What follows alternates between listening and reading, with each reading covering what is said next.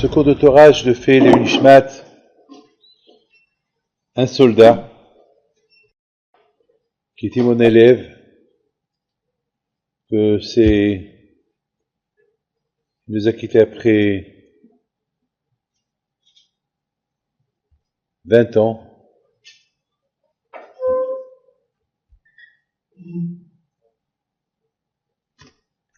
Dans ce monde-là. Un garçon que je peux dire sur lui,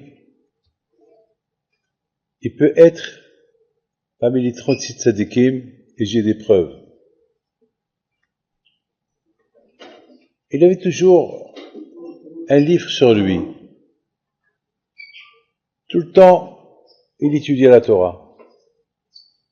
Il a fait teshuva. Et depuis qu'il a connu la yeshiva, il a connu mes enfants, Rabbi Yoel, Rabbi Michael, complètement changé. Et toujours, il va étudier la Torah. À tel point que la semaine dernière,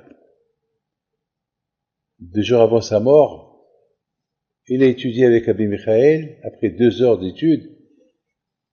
Rabbi Michael dit, ça y est, j'arrête, j'ai affaire. Il lui dit, moi, avec qui je vais étudier? Il a dit, prends un livre et étudie à côté de moi. C'est quand vous voyez quelqu'un qui aime la Torah, c'est pas quelqu'un qui a grandi dans la Torah. Vous voyez que la Torah, c'est pas une Yerusha. La Torah, c'est pas un héritage. Quelqu'un qui est riche, il peut faire hériter son argent. Quelqu'un qui a Zechot Avot, comme moi j'ai Zechot Avot, j'ai mes grands-parents qui sont tzadikim, c'est pas un héritage. La Torah, c'est un travail. L'argent, ça peut être un héritage. On peut gagner au loto. Mais la Torah, c'est pas un héritage, il faut se donner le amal. C'est un travail. Ça vient pas gratuit. C'est quelque chose que la personne découvre lui-même. Lui-même. Et il y a de la souffrance. Et comment j'ai compris que vraiment ce garçon-là, c'est un tzaddik, parce que tout le temps, pour n'importe quoi, il me dit, c'est un bel homme, et toujours il avait peur de Shmirat Ainaim. Il est à l'armée. Comment il doit faire? Et surtout, lorsque on a vu que il avait toujours un livre avec lui, il le lisait parce qu'il disait dans ce livre-là, il y a de tout. Un livre de Chabad, de Dvar Malchut, il y a tout là-bas. Même lorsqu'il est parti à l'armée, il a pris avec lui ce petit livre. Chaque semaine, il le lit. À part son Dafayumi, à part ses Kvi'ot de la Torah, il avait aussi ce livre. Et dommage, après je vous montre la photo, lorsque il a été tué, c'est le livre qui a pris le coup, la balle, elle a percé le livre, parce que le livre était plié, c'est-à-dire que la balle, elle a percé les 2 côtés. Tu l'ouvres, tu trouves 2 trous. Ça veut dire qu'il est mort dans la Torah. Et 100% de l'autre monde, ils vont lui dire, Hashim Ishiba Lekam et Talmud Biyado. Il peut avoir la preuve. Voilà, je suis venu avec ça. Regarde. C'est ce qu'on appelle Adam Kiamut Vaorel. Quelqu'un qui meurt en étudiant la Torah. Il avait ça avec lui. Ça, c'était son garde-corps, mais malheureusement, il l'a pas protégé. Comme le talit que je lui ai donné, il a gagné le talit. On avait fait un concours, j'ai posé une question, et j'ai dit celui qui répond à la question également talit, et c'est lui qui a gagné parmi toutes les réponses. On a fait la grala, c'est son nom qui est monté, et ça aussi, ça l'a pas protégé. Ça veut dire que c'était un grand tzaddik, le Kovaï Akadesh, il a voulu se sanctifier par son nom. Alors le plus des plus, c'était hier. Hier, avant que je quitte la yeshiva, le bureau, pour aller à Yerushalayim, son frère, il est venu me voir. En plein Shiva, il est venu me voir, parce que je voulais voir le livre. Je voulais voir le livre. Il me l'a montré. J'ai vu le livre. J'ai dit, tiens, je vais ouvrir. Je vais ouvrir au hasard. Je vais voir sur quelle page je vais tomber. Il n'y a pas d'hasard.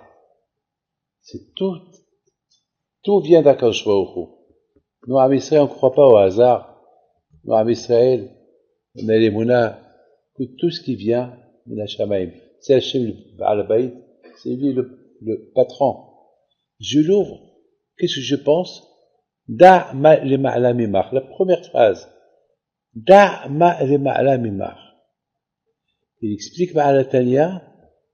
C'est quoi da ma le ma'ala mimar?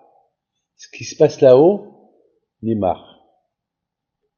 C'est grave, hein? C'est beau. Ce qui se passe là-haut, lorsqu'il y a des ta'orirot dans le ciel, mimar. Tout dépend comment toi tu te comportes. De la façon comment toi tu te comportes, alors dans le ciel, on va se comporter avec toi. Alors, tout de suite, j'ai eu une question. Il s'est bien comporté. Alors, pourquoi il est arrivé ça? Alors quoi? Alors, on dit que c'est l'homme qui fait l'aïta'orirot d'il-illa. C'est l'homme qui réveille des choses là-haut. Par exemple, nous, à Kippour, on dit, Olam, Adonai, Deba, Khalitza, Bashamayim. À Kippour, on dit, Hachem, s'il y a des xérotes là-haut, qui restent en haut, qui ne descendent pas. C'est ce qu'on a fait les Taoriro des Tita. Nous, ici en bas, on dit Hachem, ce qui va se passer cette année, ça reste en haut. C'est ce qu'on dit. Alors, Hachem est obligé de nous écouter. Malheureusement, ça s'est pas réalisé pour lui. Ça fait sens contraire. Lui, avec tout ce qu'il représente, alors avec tous ces Taoriro qu'il y a, qui vient en lui pour le bien de l'âme Israël, alors il est tombé. À quoi? Ça veut dire que c'est nous qu'on provoque des bonnes choses. Oh! Alors oui, parce que c'est mi-mars, c'est toi. La Bretagne. Une petite chose. Lorsque vous faites la prière, vous savez de qui vous faites la prière. Vous savez devant qui vous la faites. Ah, vous n'êtes pas là pour rien. Si vous faites la prière, vous faites la prière, Shiviti Hashemik Ditamid, vous êtes devant Akadosh Baruch Hu. On le sait très très bien. Ça veut dire que la prière qu'on fait ici, ça fait des bruits là-haut. On provoque des choses en haut. Alors quoi? On provoque des bonnes choses là-haut pour que ça se retombe contre lui, le pauvre. À quoi? Comment vous expliquez ça? Ah ben la réponse est de Kobaya Kadesh. Hachem n'a pas trouvé un mieux pour annuler certains xérotes. Tout ce qui arrive là-haut, ça vient de toi. Ah ben, ça a fait que, vous savez, vous imaginez, dans notre monde, qu'est-ce que ça fait? Ça fait les srouillottes. S'il y a 8 millions de juifs dans le monde, et tous ces mitzvot, et s'il devait avoir une grande gezerah, donc on va lui dire, Eliyahu Haïm Ben Ishaq, ben c'est toi, c'est grâce à toi, Mimar. C'est toi qui as fait que tu as sauvé le monde entier. Donc, l'isroto, pour son zichot, Niskavim va être l'auteur de tous les biens qui peuvent venir. Lui va être le bénéficiaire de tout. À Bretagne, vous savez que, étant donné que nous sommes dans la semaine de Rabbi Shimon Bar Yochai alav shalom, c'est écrit que une fois Rabbi Shimon Bar Yochai il sort dehors, il voit un malach. Il voit un malach. Et ce malach, il était là pour détruire le monde. Et Rabbi Shimon Bar Yochai lui a dit, pourquoi tu veux détruire le monde? Il dit, parce qu'il n'y a pas 36 tzadikim, donc Hachem m'a dit de détruire le monde. Alors il dit, non, tu vas aller chez Akadosh Baruch Hu, et tu vas dire à Akadosh Baruch Hu, je suis là. Alors il va chez Akadosh Baruch Hu, le malach, et il dit à Akadosh Baruch Hu, voilà tout Rabbi Shimon Bar Yochai Il dit, écoute, tu n'écoutes pas. Tu n'écoutes pas. Tu descends et tu détruis le monde. Il redescend, il y a Rabbi Shimon Bar Yochai encore. Il lui dit, mais je t'ai dit de dire à Hachem. Il a dit, je lui ai dit, il m'a dit que je t'écoute pas. Il dit, va chez lui, dis à Hachem, s'il n'y a pas 30, il y a 20. S'il n'y a pas 20, il y a 10. S'il n'y a pas 10, il y a 2. Et s'il n'y a pas 2, il y a moi. Waouh, waouh, waouh. Malach, il dit, mais attends, tu me prends pour un fou? Oui, Malachim, eux aussi ça parlait. Tu me prends pour un fou? Non. Rabbi Shimon Bar Yochai, écoute. Tu m'écoutes pas, je vais te pendre. Rabbi Shimon Bar Yochai parle comme ça au Malach. Tu m'écoutes pas, je vais te pendre. Je vais te pendre, tu vas rester entre le ciel et la terre, tu auras plus de place. Il a eu peur, il va chez Akadosh Baruch Hu, il lui dit, qu'est-ce qu'il fait Akadosh Baruch Hu? Il rigole. Il dit, ah ben, il dit à tout le monde, vous vous rendez compte, ce Rabbi Shimon, il est capable de me répondre comme ça, on n'a pas le choix, on est obligé d'écouter. Après, vous écoutez cette histoire de Rabbi Shimon Bar Yochai, qui représente, à la place de 36 tzadikim, lui seul, on va essayer de comprendre, mais d'où il a cette force? Rabbi Shimon Bar Yochai, d'où il a cette force? C'est quoi cette force qu'il a, Rabbi Shimon Bar Yochai? Je vous donne la parole d'honneur. J'ai lu cette histoire, ça m'a perturbé le Shabbat. Comment il a cette force? Je vous dis quelque chose.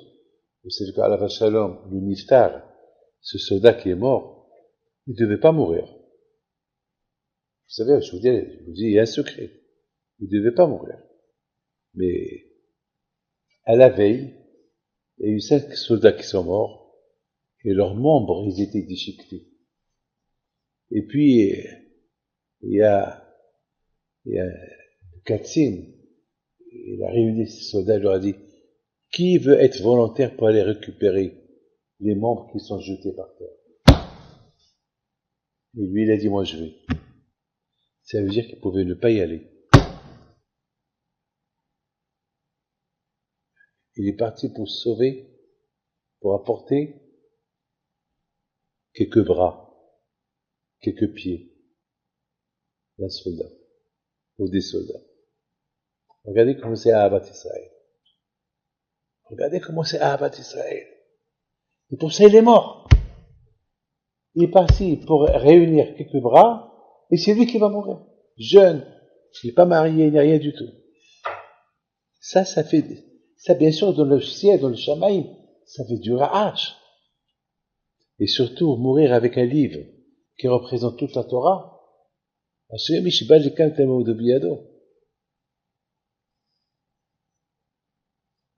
sûr, moi-même, je voudrais vous dire d'où il a eu cette force. Alors que lui, il avait peur de mourir. Il est venu chez moi une semaine, 10 jours avant qu'il est mort. Il a dit, je fais quoi? Je reste ou je vais? Ça y est, j'ai passé déjà quelques mois à l'armée. On peut me libérer. Mais dites-moi quoi faire. Je sais pas quoi lui dire. Je dis, mon fils, je peux pas décider pour toi. Je prends ta décision. Et cette décision, c'est de retourner. C'est tout. Qui suis-je moi pour lui donner des conseils? La bouteille, être comme Rabbi Shimon Bar Yochai, c'est pas possible. Dire ce qu'il a dit, c'est pas possible. Et que il dépasse la règle. Il y a la règle qui dit, le monde il tient sur 36 tzadikim. Nekuda. Point. Et il vient Rabbi Shimon Bar Yochai et dit non. Allez. Le monde tient pour moi. Et non seulement ça, je peux acquitter le monde de la justice jusqu'à la fin des temps. Qui c'est Rabbi Shimon Bar Yochai? Heureusement, mes amis, qu'il y a la Gemara nous raconte que Alita la marom shabita shivi la kahta matanot ba'adam. Arizal Akadoshi dit que la neshama de Rabbi Shimon Bar Yochai représente tous les secrets de la Torah. Moshe Rabbeinu, lorsqu'il est monté au ciel, il a porté la Torah, cette Torah que nous avons ici. Hamisha Hamshe Torah. Et les halachot. Et tous les mitzvot de halachal Moshe Messina, il y a beaucoup de mitzvot qui ne sont pas écrits dans la Torah. On dit halakha Moshe Sinaï. Comme la lignée de Tzorot, il y a beaucoup de trucs, beaucoup des mitzvot, on sait halakha Moshe Sinaï. C'est Moshe Rabbeinu qui les a appris au Mont Sinaï. Très bien. Mais pas les secrets de la Torah. Les secrets de la Torah, ne pouvez pas les donner au Bnei Israël. Déjà, quand les Israël connaissent déjà la Torah avant de rentrer dans les secrets de la Torah. Les secrets de la Torah, c'est pas donné à tout le monde. C'est à ce qu'on appelle Oraganouz. Le Sachem, il a créé le monde. Il a créé une lumière. Et cette première lumière, on ne sait pas où elle est. Une lumière. Où est cette lumière? Alors, cette lumière, elle est cachée dans la Torah. Et avec les Dachem, vous avez du Hamal. Il y a les secrets de la Torah, ils sont vastes. Chacun selon son niveau. Pour qu'il comprenne le secret de la Torah. Les vrais secrets, ça a été donné à Rabbi Shimon Bar Yochai. Maintenant, il vient Arizah et dit que Moshe Rabbeinu, lorsqu'il est descendu avec la neshama de Rabbi Shimon Bar Yochai. Alors moi, Bémet, je me suis posé une question. Mais pourquoi tu apportes la neshama de Rabbi Shimon Bar Yochai? Shivi, c'est Shimon ben Yochai. Comme ça il dit Arizal. Shivi, Shimon ben Yochai. Pourquoi? Attends, tu apportes la Torah, pourquoi tu apportes pas la neshama de Rabbi Akiva, Rabbi Tarfon, Rabbi Elazar ben Azaria? Il y a Béméir, il y a beaucoup de neshamot. Pourquoi Shimon ben Yochai? Bon, Rabotai, Shimon ben Yochai, alav shalom, c'était les secrets de la Torah. Alors quoi? Alors pourquoi tu l'apportes? Qui reste là-bas? Au moment qu'il doit descendre, il descend. Pourquoi Moshe Rabbeinu pourquoi il n'a pas porté Moshe Rabbeinu la neshama de Rabbeinu Akadosh qui a écrit les Mishnayot? Rabbi Rabashi qui a écrit la Gemara, le Rambam qui l'a écrit. Pourquoi Shimon ben Yochai? Pourquoi? Parce que lui, il représentait les secrets de la Torah. Ah, pourquoi tu les apportes? Parce que s'il laisse la neshama de Rabbi Shimon ben Yochai avec les secrets de la Torah, il va avoir un problème. Laquelle? Qui sait si un jour ils peuvent descendre? On a un clal Torah le Bashamaimi. Toute la Torah, elle n'est pas dans le ciel. La Torah, elle est ici. Donc, Moshe Rabbeinu était obligé de descendre. Et avec la Torah dans ses mains, et le Chotabrit, la Torah Shibichtav, et il a pensé avec lui la neshama de Shimon bar Yochai qui représente la Torah chez Be'alpé, ça veut dire les secrets de la Torah. Ça veut dire que maintenant Torah le Bashamaimi. La Torah n'est pas dans le ciel. Tout est venu là. N'oubliez pas, mes amis, qu'une fois j'ai vu dans un livre, oh là là, j'oublie son nom, de Rabbi Nissim Abisror, un grand Mikoubal au Maroc. J'oublie son nom. Shalom, j'oublie son nom. J'étais jeune, hein. C'est très très jeune. Je ne veux pas vous dire quel âge j'avais lorsque j'ai lu ce livre-là. Très très jeune. Et là-bas, il dit que chaque fois qu'il y a une grande neshama qui veut descendre dans ce monde-là, les malachim, il veut pas la laisser. Il veut pas la laisser. Même, par exemple, la neshama de Tzhak Abino, au moment qu'il devait venir, les malachim, ils ont dit à Kadosh Baruch Hu, non, il faut pas qu'elle descende. Parce que quand Kadosh Baruch Hu a trouvé un deal avec les malachim. Les malachim, ça veut dire ceux qui sont contre les chamots, les grandes tzadikim de descendre. Et c'est quoi le deal qu'il a trouvé avec eux? Ben, si Tzhak ne vient pas, il n'y aura pas Esav. Vous voulez Esav? Ah oui, Esav! Esav Aracha. Amalek! Waouh! Alors, là, Amalek qui va sortir de Yitzhak. Il vient Yitzhak, Esav il vient. Ça, c'est ce qu'on appelle le deal. Le deal des tzadikim. Mettons, la Torah, qui représente Torah, les secrets de la Torah, ça va être peut-être un problème de faire descendre cette neshama. Alors, Moshe Rabbeinu, déjà, lorsqu'il est descendu avec la Torah, parce qu'il a mené une guerre, avec les malachim, il les a gagnés. Il a pris la karta matalot va'adam. Et quoi d'autre? Il a fait descendre la neshama. Mais une fois qu'il a fait descendre, ça y est. La Torah Be'alpé, les secrets, ils sont là. Donc, la neshama de Rashbi, elle vient, elle va les diffuser. Mais la Torah, elle est là. Il y aura plus de problèmes. Rabotaï, écoutez bien ce que je vais vous dire. Vous connaissez tous, lorsque Rabbi Pinhas ben Yair, il est arrivé au Nahar, il y avait de la galette, la farine de Pessah. Et puis, il sait pas nager. Il doit traverser comment ça s'appelle, un fleuve. Il sait pas nager. Il a parlé au fleuve. Nahar, Nahar. Coupe-toi, je vais traverser. Et le Nahar, il a dit non, moi, je te laisse pas parce que je suis là depuis la création du monde. Et moi, je fais plaisir à Hachem. Et il lui a dit, écoute-moi, moi, si je fais plaisir à Hachem, j'ai de la galette de Pessah, et je veux pas que de Hametz, alors tu te coupes. Et il lui dit, tu sais, si tu te coupes pas, je vais te faire sécher. Dès que le Nahar, il a écouté Ibn Hazm parler comme ça, il s'est coupé en deux. Il a traversé, il était content, et le Nahar, le fleuve est retourné à sa place, il y a un juif qui arrive. Rabbi, Rabbi, Rabbi, s'il te plaît, moi aussi je sais pas nager, je veux traverser. Et Rabbi Pinhas ben Yair se retourne vers le fleuve. Il dit, tu te coupes pour lui aussi, pourquoi pas? C'est un juif comme nous. Très bien. Et il se coupe pour lui. Et une fois que le retourne à sa place, il y a un goy. Rabbi, Rabbi, Rabbi, qu'est-ce qu'il y a? Moi, je suis pas juif, mais ça va, moi aussi je suis pas nager. Fais quelque chose pour moi. Alors, Rabbi Pinhas ben Yair dit au fleuve, bon, tu t'es coupé pour le juif, tu te coupes pour un goy aussi, c'est pas grave. Pour ne pas qu'ils disent qu'on est antisémite, pour ne pas qu'ils disent qu'on fait pas du hesed avec les non-juifs. Allez, coupe-toi. Alors là, le Rahim HaKodesh pose une question. Il dit comment? Rabbi Pinhas ben Yair, il arrive à couper le fleuve 3 fois, et Moshe Rabbeinu, il n'arrive pas à couper la mer. Comment est-ce possible? Et le Rahim HaKodesh, il dit une phrase extraordinaire. Il dit, ça c'est le kouwah de la Torah.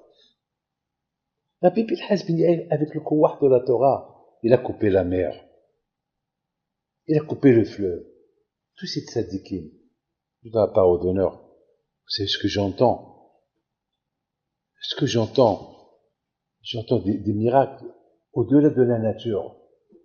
Avec des gens qui font d'Afayomi. On ne parle pas des rabbins. On ne parle pas des rabbins. On ne parle pas de Baal Shem Tov. Des juifs simples. Les étudier la Torah. Et Hachem leur donne, comme par exemple quelqu'un, il a passé avec nous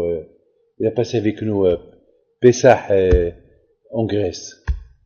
Et ça fait 2 mois qu'il cherchait à trouver une parnassa pour payer. Il voulait passer la fête avec nous. Et le pauvre, il n'avait pas d'argent.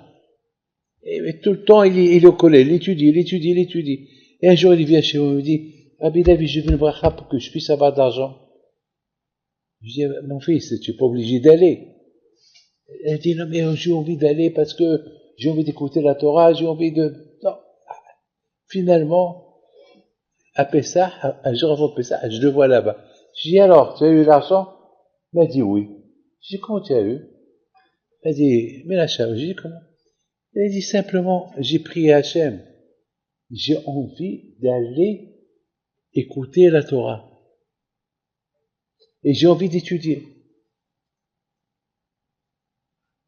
Il va à Torah Box, parce qu'ils ont là-bas, ils avaient besoin comment ça s'appelle, des volontaires pour donner les boîtes pour les pauvres. Il va là-bas pour travailler, pour des Shamaïm. Il reçoit un coup de téléphone. Si tu n'apportes pas l'argent de les heures à venir, on t'enlève de la liste. Il dit, j'arrive. Il arrive, il n'avait pas d'argent dans sa poche. Il y a un juif qui était là, lui aussi il est venu pour aider. Il regarde et dit, oh là là, ça fait longtemps que je te cherche. Tu te rappelles, tu m'avais prêté de l'argent, il y a longtemps, il y a 10 ans, et je t'ai pas payé. Ah mais toi tu es là, il faut que je te les paye. Je dis, tu rigoles. Combien de fois je t'ai laissé des messages, combien de fois je t'ai parlé, et combien de fois, alors, j'ai perdu espoir avec toi. Il dit, non, Viens avec moi à la maison, je te paye maintenant. Il lui donne 18 000 shekels. Ne me dites pas, c'est une coïncidence. Non, ne me dites pas ça parce que je vais m'énerver. Alors, c'est pas une coïncidence. C'est le couloir de la Torah. Le couloir de la Torah, c'est comme ça. Je connais des milliards d'histoires comme ça. Avec la Torah, on fait des miracles. Pas que les rabbins, vous, barbe ou sans barbe. Il y avait quelqu'un hier soir, j'étais à un mariage, alors maintenant tout le monde se rase. Après l'Akbar Omer, tout le monde se rase. Alors on s'est habitué à la barbe. On s'est habitué à voir les gens barbeux. Et je vois beaucoup de gens à la Choupa hier soir, tout le monde qui était rasé, blablabla. Il y avait un qui s'est pas rasé. Je lui dis, avant, alors toi tu t'es pas rasé? Qu'est-ce qu'il me dit? Ben j'ai décidé, je la laisse. J'ai décidé, je la laisse, parce que je suis pas marié, et le fait que je la laisse, peut-être Hachem, il va me donner une kala.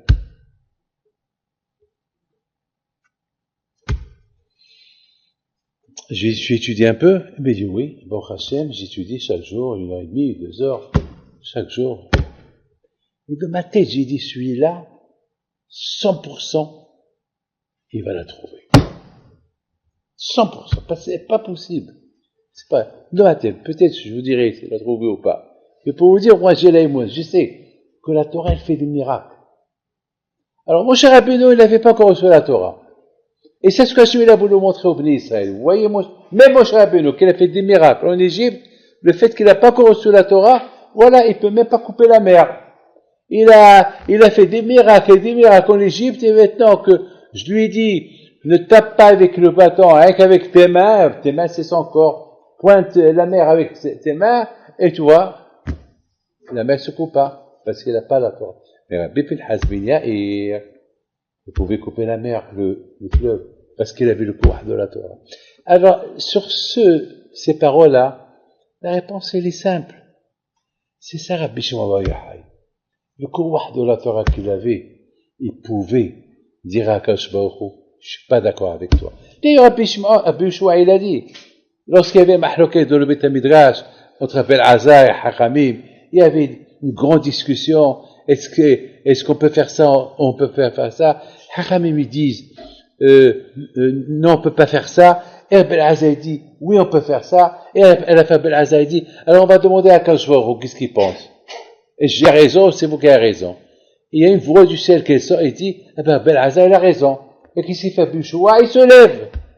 Il dit, Hachem, Torah le Bachamaïmi. La Torah n'est pas là-haut. C'est nous qu'on décide.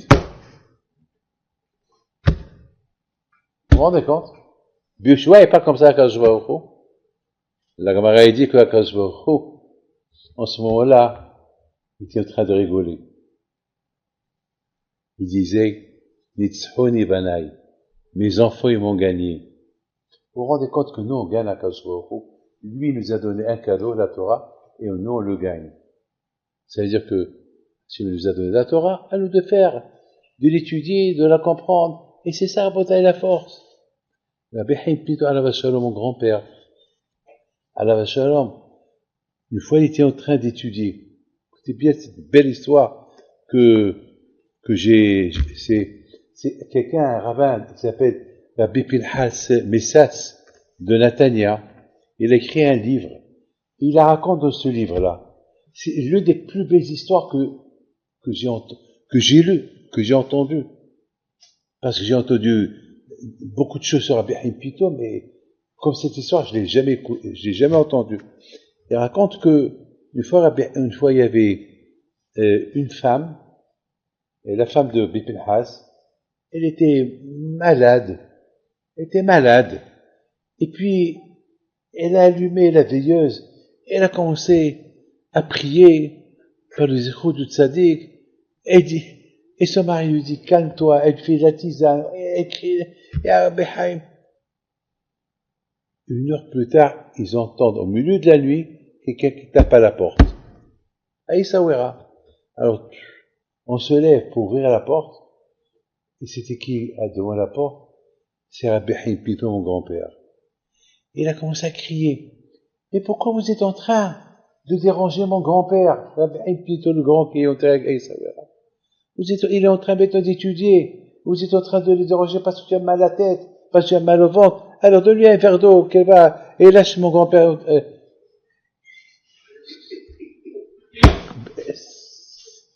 Ça veut dire que les tzadikim là-haut, qu'est-ce qu'ils font?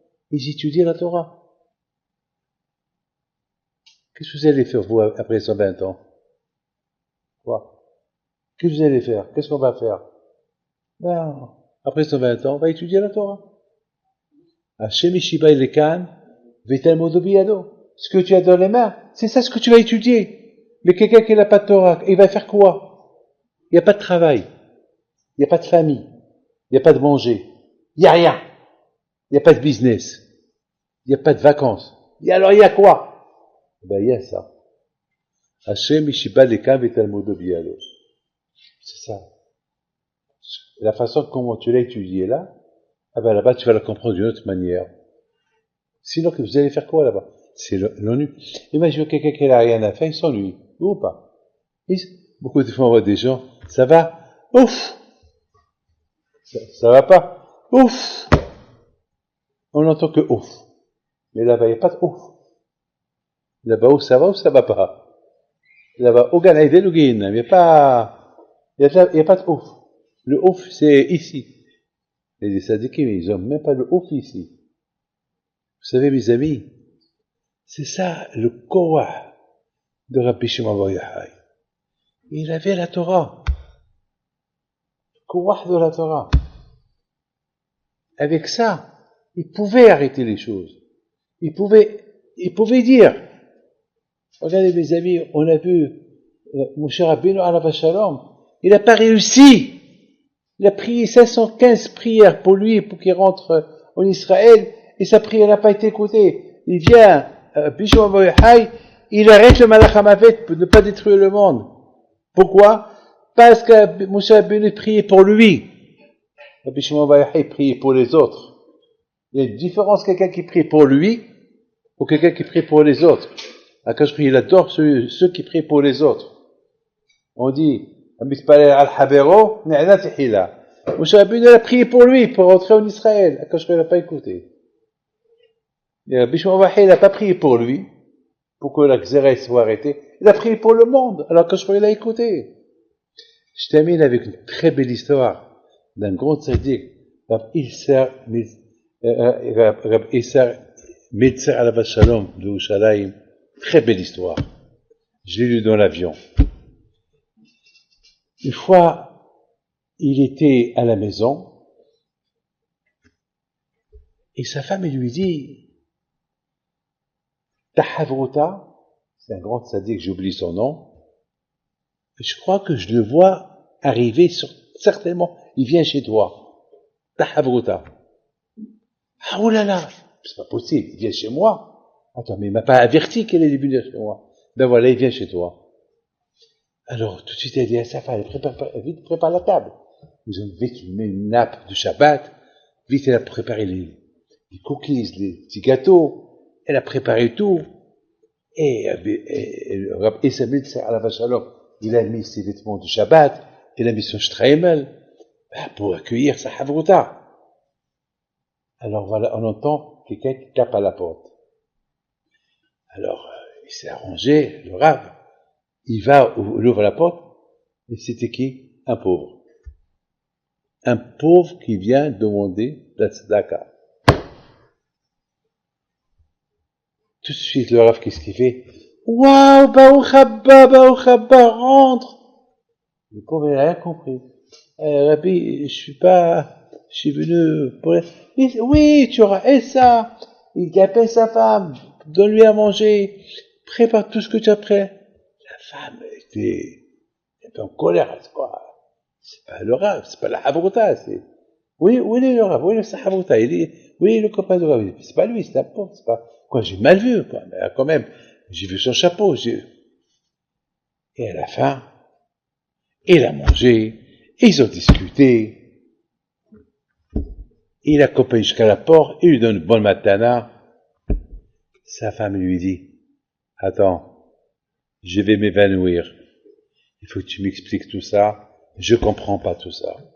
Attends, tu te rends compte qu'est-ce que tu as fait? Qu'est-ce que tu m'as fait faire? À qui a mangé avec nous? Et tout cela pour qui? Pour un pauvre. Il dit, ma fille adorée, je t'explique. Mahabouta, c'est Mahabouta. En général, on reçoit que les gens bien. Mais est-ce que Akadosh Baruch Hu, il est content de nous? Que toujours on fait kavod avec au grand? Mais même un juif, simple, il mérite son kavod. Au moins une fois dans ma vie, j'ai accompli. Pour une fois dans ma vie, j'ai accompli que j'ai fait kavod à un juif, un simple juif, un pauvre, un monsieur de la rue, un qui est mal habillé. Pourquoi Akadosh Baruch Hu, il s'occupe pas des pauvres? Alors nous, on est un calcul riche. Moi, une fois dans ma vie, j'ai accompli cette mitzvah. Et ça m'a rappelé le rabbi de Brisk, aussi à la Shalom, qu'une fois, il y avait deux qui sont venus lui demander une halakha, mais ils savaient pas que c'est parce qu'ils l'ont vu en chemise, en train de faire un café, ils l'ont pris au chaud. Est-ce qu'il est là le Rav? Ils lui ont parlé d'une manière. Est-ce qu'il est là le Rav? Oui, il est là. D'accord. S'il vous plaît, entre-temps, vous pouvez nous faire un café nous aussi? Avec plaisir. Il leur fait le café, il leur apporte des gâteaux, ils s'assoient. Alors, il est où ce Rav? Il leur a dit, qu'est-ce que vous avez besoin? On a besoin du Rav. Et lui, oh, le Rav, il est devant vous, voilà. Non, c'est pas toi. Tu rigoles. Moi aussi, c'est le Rav de Brice. Il leur a dit, vous voulez rigoler, mais au même moment, il y a un grand Rav qui rentre.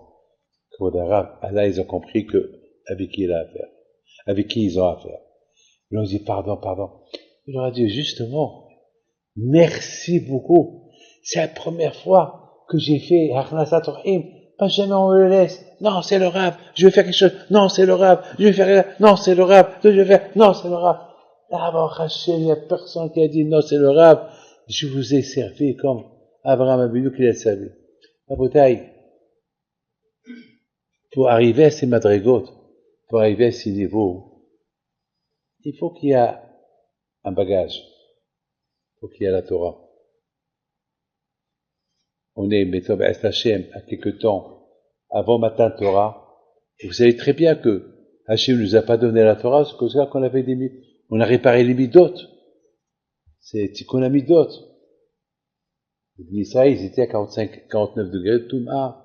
Il fallait un travail pour recevoir la Torah. Il fallait se purifier, il fallait se laver de ses midotes pour recevoir la Torah. Donc maintenant, on est dans les préparations de Matan Torah. Rabbi Shimon Bar Yochai alav shalom, il avait les deux à la fois. Il y avait et Torah Shebirtav, et Torah Shebe'alpeh. Il avait les midot. Il avait tout. Malheureusement, ça fait 4 ans qu'on célèbre à Iloula. Une fois c'était le Covid, une fois à cause de ça, et cette année malheureusement, c'était vide. Il y avait quelques personnes. Il doit avoir quelque chose. Vous savez, Rabotai, qu'est-ce qu'il dit, Rashbi? Il dit, là où il y a la joie, il y a la Shekhinah. Et je vous donne la parole d'honneur. J'ai jamais senti la simha dans ma vie comme chez Rabbi Shimon Bar Yochai. Même lorsqu'il n'y a pas la Hiloula. Et surtout le jour de la Hiloula. On sentait une présence. On sentait qu'il y a quelque chose. C'est pas pour rien que Arizal HaKadosh dit que le jour de la Hiloula de Rabbi Shimon Bar Yochai, on n'a pas le droit de faire des espédim. On n'a pas le droit. Il y avait un qui était en train de faire Tikkun Hatzot, assis par terre la veille de la Hiloula, en train de pleurer. Il lui a dit, Arizal HaKadosh, ce que tu fais, c'est pas bien. Il a dit, non, moi j'ai l'habitude. Si tu sais, Rabbi Shimon Bar Yochai n'est pas content, et de le sait, ils sont pas contents. et tu mets ta vie en danger. Il est mort à la même année. Parce que le jour de la Iloula de Rabbi Shimon Bar Yochai, c'est la Simha. Pourquoi c'est la Simha? Parce que c'est les sodos de la Torah. C'est les secrets de la Torah qui ont été dévoilés. Les secrets de la Torah. Donc il dit lui-même, avec le Hibour, avec les échos de ce livre-là, du Zohar, la Géoula, elle peut venir. Donc Abou Daï, c'était pas n'importe qui. Je vous raconte une belle histoire. À Marrakech, il y avait un juif qui avait la polio, et donc il se traînait par terre.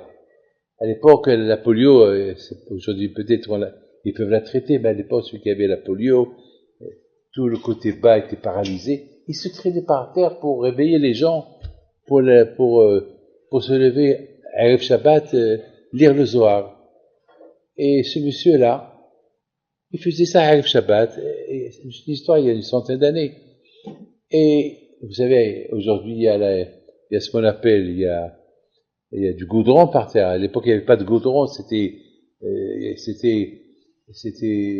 y a du sable par terre, il y avait de la boue. Donc, il se traînait le pot avec la pluie, c'est sale. Il y a un juif qui vient chez lui et dit, pourquoi tu fais ça? Il dit, réveiller les juifs pour le Zohar. Il a dit, mais ne fais pas ça, regarde, dans quel état tu es, regarde tes vêtements. Il a dit, j'ai l'habitude. Et il a essayé de l'empêcher. Et à la fin, le juif lui dit, je t'en prie, ça fait des années que je fais ce travail-là. Lâche-moi.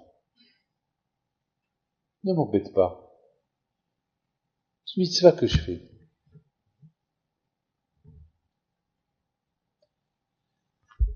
Il lui dit, bon, on m'a envoyé ici dans ce monde-là pour te tester. Donne-moi tes mains, lève-toi. Tu rigoles? Je lui dis, donne-moi tes mains, lève-toi. J'ai une histoire très connue au Maroc. Il a pris ses mains, il l'a levé. Il y a 20 ans, il y a un juif qui habite, je peux pas dire son nom, à Bnei Brak. Il a un magasin. Sa femme, elle a des magasins pour les femmes. Son fils s'appelle Mendel. Il était, lui aussi, il était paralysé. Il était sur une chaise roulante. Et lorsque je l'ai vu, lorsqu'il est venu me voir, j'ai dit, écoute-moi, il y a la Iloula de Rashbi. Va, parce que ma sœur aussi, ma sœur Denise, elle aussi, elle avait un problème. Elle était malade avec le rhumatisme, qui l'a paralysée pendant 2 ans. Elle n'arrivait pas à marcher. Et la veille de la Iloula de Rabbi Shimon Bar Yochai s'est levé. Et je lui ai raconté l'histoire du juif du Marrakech. Je dis, peut-être toi aussi, il peut t'arriver une chose pareille, va. Eh ben, Rabotai, aujourd'hui, c'est lui le responsable d'un collège. Un collège de 50 avril. Il a pris son père, il a guéri là-bas. Le kouah de Rabbi Shimon Bar Yochai. Pourquoi? Parce qu'il avait les deux. Et Torah Shibirtav, et Torah Shibe'alpeh. Des kohot. Il y a ceux qui disent qu'il avait aussi la neshama de Moshe Rabbeinu. C'est normal. Si Moshe Rabbeinu il a pris cette neshama dans sa poche, Alita la marom, Shavita Shivi Shimon Bar Yochai, donc elle lui appartient. Lorsque quelqu'un il va à la guerre, il prend le butin, il lui appartient. Donc la neshama de Rabbi Shimon Bar Yochai, elle a un lien avec Moshe Rabbeinu. Moshe Rabbeinu, il est enterré en dehors d'Israël, et Rabbi Shimon Bar Yochai en Israël. Donc les deux. Lorsqu'il y aura la Géoula, les deux, ils vont s'unir. Moshe Rabbeinu d'un côté, Rabbi Shimon Bar Yochai de l'autre côté, les deux, hop, ils vont apporter la Géoula. Donc, Rabotai, c'est ça, son kouah à la Shalom. Et vous avez beaucoup de srout, beaucoup de srouyot, Baruch Hashem d'étudier beaucoup, des fois, la Gemara Amar Rabbi Shimon. Et bien sûr, n'oubliez pas surtout la phrase, je termine, la belle phrase de Rabbi Shimon Bar Yochai, et c'est avec ça je termine, qu'il dit, tout celui qui étudie la Torah, il s'arrête de l'étude. Omer, Manae Elanze, Manae Dirze, Arizé, Mithaï Ben Ashur. Regardez comment Rabbi Shimon il aimait la Torah. Tellement qu'il aimait la Torah, c'est qu'il a dit que celui qui étudie la Torah, il s'arrête, parce qu'il a vu un beau jardin, il a vu un arbre, un élan, un arbre, waouh, quel arbre! Il a dit, oh, Manae, oh, c'est beau. Il dit, Rabbi Shimon Arizé, Mithaï Ben Ashur. Il met sa vie en danger. Ça veut dire que lorsque tu étudies la Torah, tu dois voir uniquement la beauté de la Torah. Tu peux pas voir, même Marabout Ma'aser Hachem, ça va, tu vas voir un bel arbre, un beau jardin, Marabout Ma'aser Hachem, tu la vois dans la Torah. C'est comme ça Rabbi Shimon il aimait la Torah. C'est comme ça qu'il l'aimait. Et parce qu'il aimait comme ça la Torah, il aimait tellement comme ça la Torah, donc il avait le courage de remplacer le 36 tzadikim. Ben, je peux vous dire que ce petit tzaddik-là, Eliyahu Eli, Haïm, Ben Yitzhak, Alav Shalom, Behemet. Est-ce que vous avez entendu quelqu'un qui prend avec lui un livre? Bon, il y a des gens, des soldats qui prennent avec eux des petits Tehillim. Mais un livre où il y a toute la Torah là-bas. C'est dur. On ne voit pas ça. Il le prend avec lui. Ça veut dire que Ma'ahavti Toratecha, qu'on l'a eu misihati, même pendant la guerre, qui était la milhama al oibecha, Moutano Hashem Elokecha biyadecha vishavet hashivyo. C'est ce que la Torah dit. Tu sors faire la guerre contre l'ennemi, et Akash te donne ton ennemi entre tes mains. Alors, et lui, le pauvre, il avait tout, il avait la Torah dans ses mains, il y avait tout. C'est-à-dire que là, il y a un problème, il y a une gezerah. Il y a une gezerah à Akash Baruch Hu, Bikovai Akadesh, Akash Baruch Hu, il a pris le meilleur. Pris le meilleur.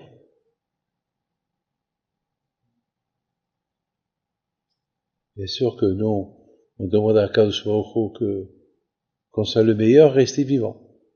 C'est ce qu'on demande à Akash Baruch Hu. On va être le meilleur, mais rester vivant. Il y a un Rav qui a fait un espède dimanche soir. J'ai adoré ce qu'il a dit. J'ai adoré, il apporte une phrase. Moshe, écoutez ça. Sur Rav Hanan Wasserman, Alav Shalom. Vous connaissez qui était l'élève de Hafetz Haïm. Rav Hanan Wasserman, avant de mourir, bon, Hachem, il y a eu quelqu'un qui n'est pas mort, de ses élèves. Parce qu'il lui aussi serait mort, donc on ne saura jamais ce qu'il a dit. Il a dit une phrase. Il a dit, Hachem, aide-nous à mourir, ce qui de Hachem, sans gava. Quel gava? Ils vont te tuer. Quel gava? Est-ce que quelqu'un, il peut être Baal gava au moment qu'il va mourir? La gava, c'est lorsqu'on est vivant. Pas lorsqu'on meurt. La gava? Quel gava? Eh bien, Rabotai, c'est grave ce qu'il dit Hanan Saman. Même le Sahara est tellement fort, même à l'heure que la personne elle va donner sa vie pour un Kadosh Baruch Hu, il peut dire dans sa tête, eh ben les gens ils vont apprendre de moi comment il faut donner ta vie pour un Kadosh Baruch Hu. Et ça s'appelle une gava avant de mourir. Donc tu as tout perdu. C'est grave. C'est grave. C'est quelle prière. C'est la raison pourquoi il y a une tfila spéciale. Que chacun y dit, Hachem, si jamais, Hachalom, j'ai dit quelque chose, si on a dit quelque chose, avant qu'on a donné la Neshama, Hachalom, quelque chose qu'on ne devait pas dire, et on l'a dit passer au Tzara, il faut pas, ne fais pas attention à cette phrase-là. Et Rabotai, vous savez que ce Eliyahu Alav Shalom, ce tzaddik-là,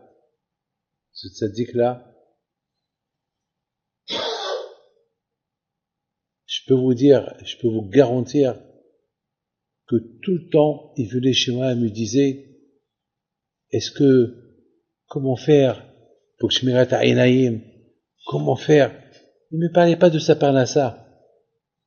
Il me parlait comment évoluer, comment avancer vers Akadosh Baruch Hu. Et le fait, Rabotai, déjà, qu'il est parti, uniquement pour récupérer des membres de quelqu'un d'autre qu'ils ont perdu, des membres, des os, de d'autres soldats qu'ils ont été disparus. Avec le fait déjà qu'il a fait ça, il met sa vie en risque, il est parti comme un volontaire, les Shim Shamaïm, il n'avait pas sur qui être mitgaé. Ça prouve qu'il était un grand tzaddik. Abotai, je suis très fier de vous, Baruch Hashem, pour ce que vous faites. Vous savez que je sais que vous êtes inquiets pour nous. On est resté Israël, nous aussi on est inquiets pour vous. Donc voilà, on partage la même assiette. Vous êtes inquiets pour nous, on est inquiets pour vous. Et Baruch Hashem, Hatzad HaShaveh, le plus important c'est que il y a la Torah qu'elle est là, qui nous protège. Heureusement qu'on a la Torah. Heureusement qu'on a la Torah qui nous console. Heureusement, sur la Torah qui sont les devenus. Alors, Hakaratov pour vos prières, pour tout ce que vous faites. Hakaratov pour les Rabbanim, pour ce qu'ils donnent, ce qu'ils font. Et bien sûr, Hakaratov pour mon fils, Rabbi Moshe Aaron, pour